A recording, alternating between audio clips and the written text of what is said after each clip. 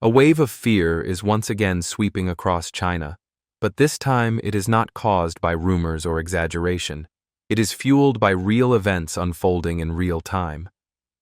In just a few weeks, a series of crises erupted simultaneously. A mysterious surge of severe illnesses overwhelming hospitals, the sudden collapse of a newly built megabridge, foreign capital fleeing despite official claims of record highs, migrant workers exposing shocking inequalities, and an aging society inventing bizarre survival industries. These are not isolated stories. Together, they reveal a country where structural cracks are widening, and the veneer of stability is peeling off faster than the authorities can paint it back on. Before we dive in, we want to hear from you. If you believe the events unfolding in China truly signal a deeper crisis, comment 1. If you think the situation is exaggerated or overblown, comment 2. Your voice matters, and your engagement helps push this content to more people who deserve to know what's happening beneath the surface. And please like and subscribe so you never miss our critical breakdowns of the stories that others hide or ignore. The return of fear. Severe illnesses spread, hospitals overwhelmed, a 3-year-old dies overnight. Across multiple provinces, citizens are once again rushing into overcrowded hospitals, children fainting, adolescents running high fevers, adults coughing violently through the night. This wave of illness, officially labeled Influenza A, has triggered déjà vu for millions who lived through the trauma of the last pandemic. Videos circulating on Chinese platforms show emergency rooms overflowing, doctors rushing between beds, and school districts suspending classes one after another.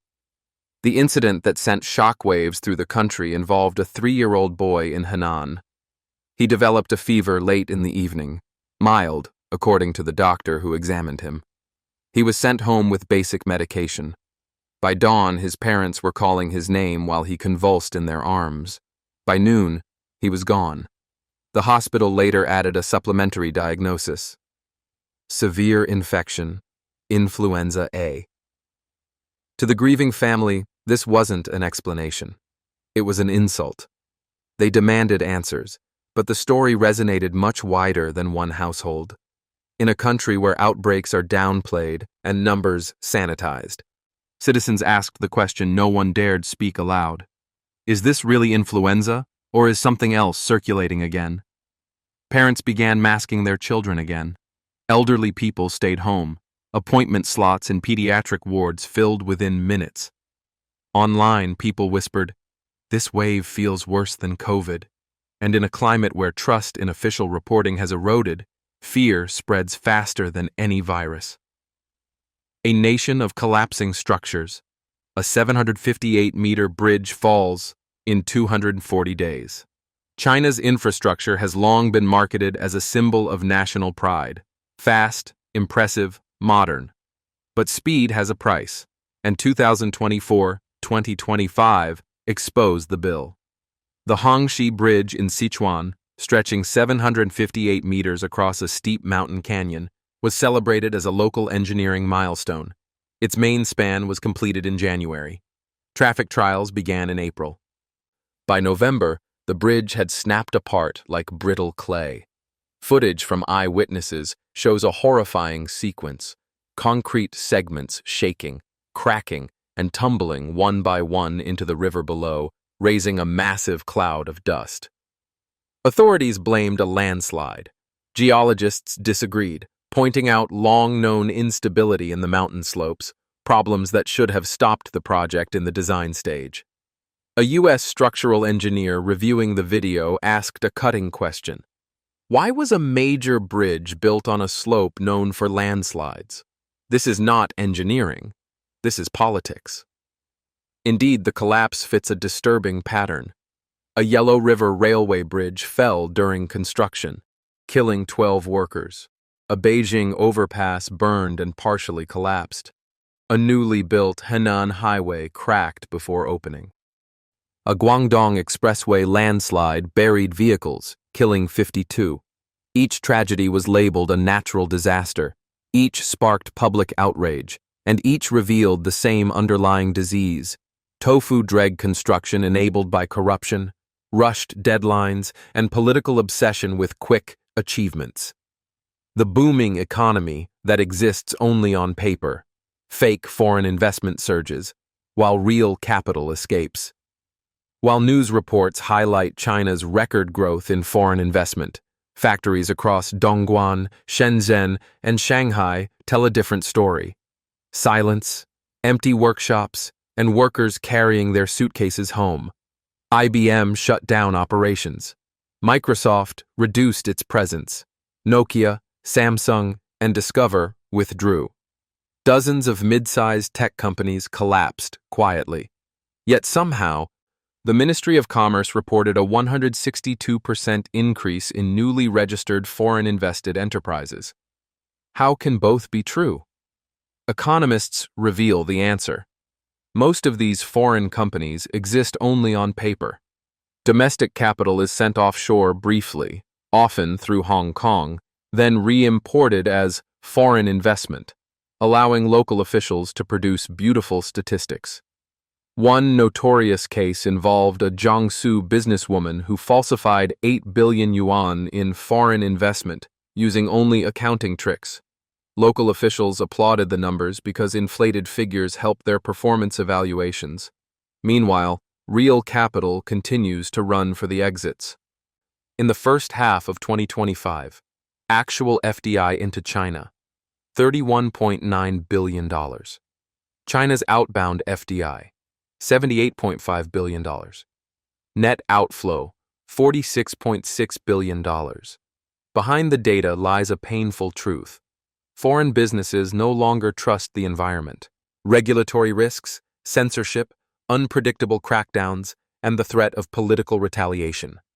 Where trust collapses, investment disappears. The inequality, no one can hide. 2% of the population holds 97% of wealth. Videos filmed by exhausted workers reveal a side of China that state media never shows. Makeshift dormitories, tents in muddy construction sites, and workers crossing rivers on thin planks because no proper infrastructure exists. A common saying among laborers is chilling in its bluntness. Women work like men work like machines.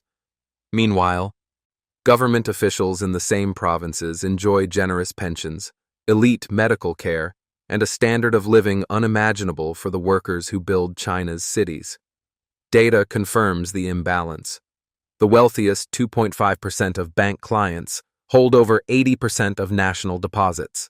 The remaining 97.5% have an average of only 1,300 yuan. 1 billion people are effectively fighting over 3% of national assets. Public anger reached a boiling point when a 23-year-old woman in Australia, driving a Rolls-Royce, caused a major accident and posted a 37 million AUD bail. Her online presence had been wiped clean, suggesting powerful protection. To many, she became the perfect symbol of a system where privilege is invisible but omnipresent and completely untouchable. An aging society adopts strange solutions, outsourced children, and the quiet desperation behind them. In a country with over 310 million elderly people, the breakdown of family structures has produced a bizarre phenomenon: outsourced children. For a fee, young workers act as surrogate sons or daughters, visiting elderly clients, eating meals with them, celebrating holidays, or simply sitting in silence. Some teams providing this service grew from a few people to 1,000 members in 3 months. It is not a cultural fad. It is a survival mechanism created by decades of the one-child policy, mass migration to big cities, declining pensions, loneliness among millions of elderly adult children unable to care for their parents. But the service also opens the door to fraud. Elderly people living alone are easy targets for scams disguised as companionship. One social activist warned, "Only a minority can afford these services. When pension funds run dry, the elderly without income will face a collapse far worse than the youth unemployment crisis." The demographic future is not a slow slope, it is a cliff. China halts U.S. soybean Purchases after trade. Truce.